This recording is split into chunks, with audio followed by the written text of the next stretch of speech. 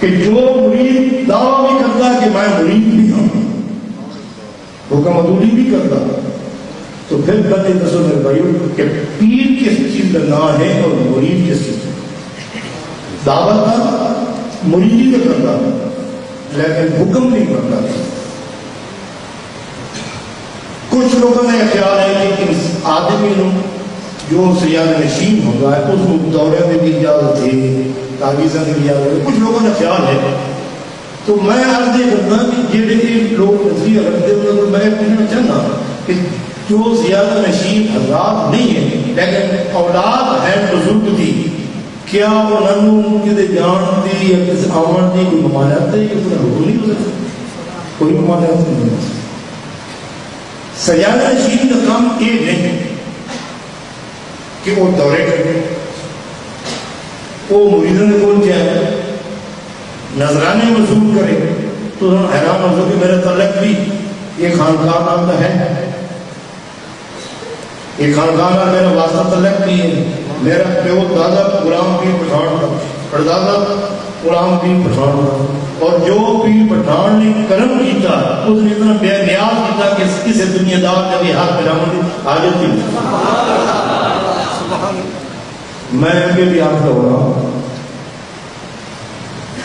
کہ آدمی پنے زمین پنے لیکن آپ نے پیر کا در پنے، آپ نے پیر کا در پنے اتنے جھولی پھیلائے، اتنا کچھ پائے کہ جو اس نے وہاں خیال بھی چلے اللہ تعالیٰ اس نے پیر سب کا اتنا باہر۔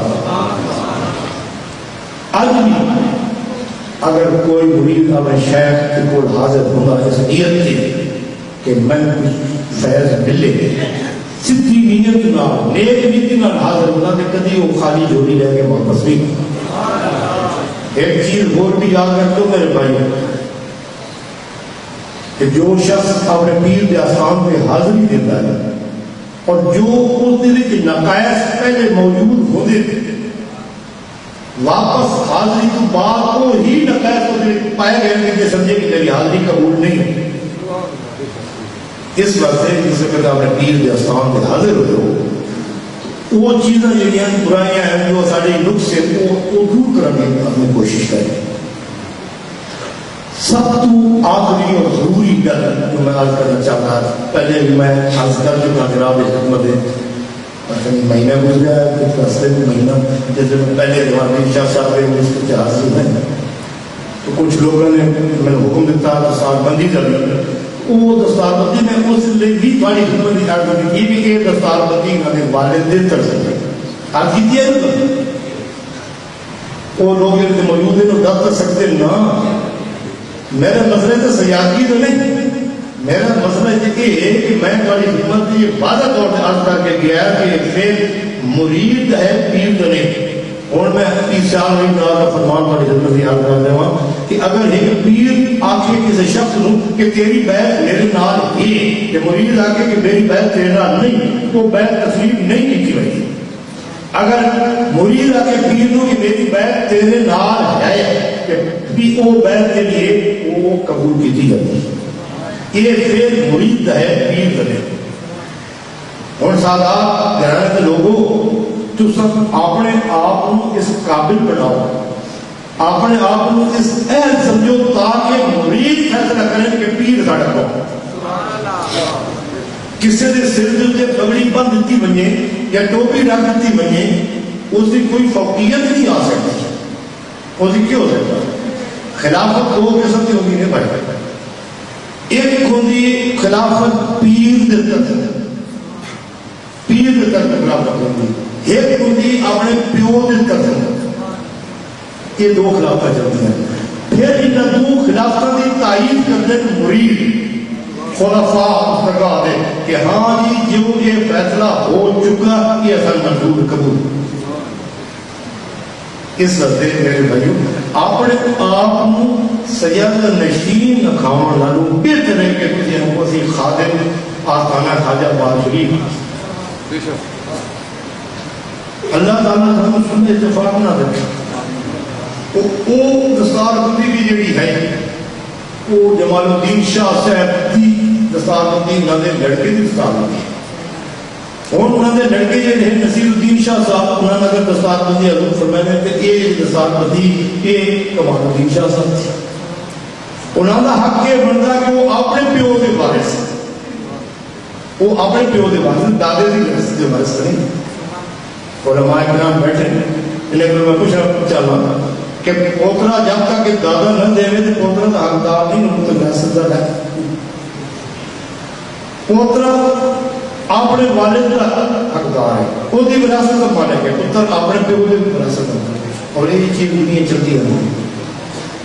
میں دعا کرنا دونوں حضرات نے خدمت میں عرض کرنا کہ میرا ایک ذاتی فیل نہیں ہے اور نہ میں اس چیز کی شوق ہے کہ کیا پیرا میں خلافت دے رہا مسئلہ نہیں ان چیز نہیں. باہر اتنا ضرور کہ جو حضرت فیصلہ فرمایا تھا یہ لوگ ایسے میں اس پابند نہ تھی پابند ہو یا نہ میں پابند. اس طریقے حضور ثانی سارے غزالی ولی اللہ خواجہ محمد شاہی رحمۃ اللہ علیہ نے اپنے چواں صاحبزادے ممتاز شریف حضرت کریم کی خدمت میں پیش کیا کہ حضور جس نو چاہو جس نو چاہو میرا کوئی فیصلہ نہیں جس نو چاہو جس نو پیر دے.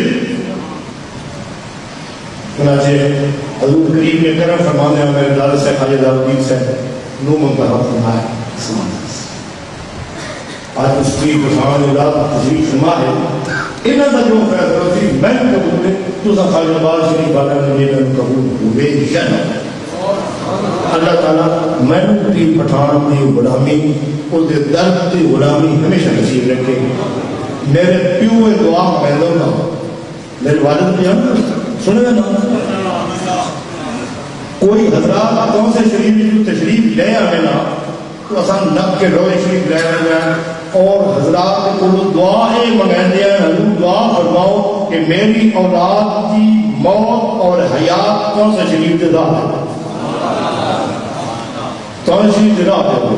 تو جو شخص اپنے گھر دے وچ جب اس پاسے نہیں مرنا چاہتا وہ چاہتا ہے کہ میں پیر سے درد ہی چلتا رہا وہ انہوں سیاحتی کی ضرورت تھی. حضرت امیر خسرو کا نام سنے نہیں سنے نا. حضرت محبوب الہی کے بڑے پیارا خلیفے بڑے پیارا. تو آپ نے اتنی کوشش فرمائی اتنی کوشش کی تھی حضرت امیر خسرو خلافت آپ بتا کے میں نہیں بتا سکتا. یاد رکھو پیرو کہ ایک پیری یا سجادگی یہی ہے نا. حضور شیخ الاسلام نے فرمان کے مطابق میں عرض کرتا ہوں جو لوگ میں گلا بھائیوں میں عرض کرتا ہوں یہ اس طرح کا ہار ہو رہے اس طرح کا ہار گلے پا رہے ہیں کہ ذرا اپنے بزرگان دین اور روایت کے خلاف سے جیسے بے حضور یہ کٹ کر چکا یہ اس طرح کا ہار پانا رہا ہے چھوٹی گل نہیں کہ آدمی سڑے سے بہ گئے نظرانے وصول ہو گئے. نظرانے وصول کرنا کا کوئی کمال نہیں. پیر کا کام تو ہے دینا پیر تو دینا مرید بیچارہ کیا دے سکتا وہ کہ ہر چیز جان مال وہ تو دے چکا ہے.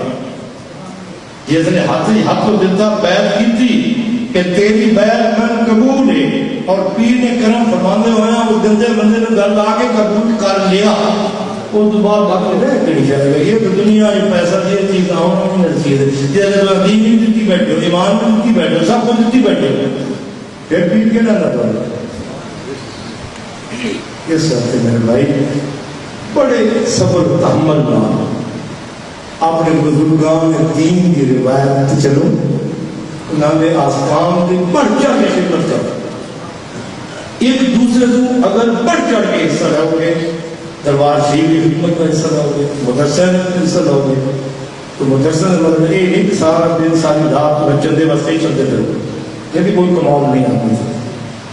جو کچھ تھوڑے کو ہو سکتا تو اپنے طور پہ کرو. جو اس کار خیر میں حصہ رہ سکتا ہے اس کی کچھ قسمت ہے فن چل کے میرے بنا کرو.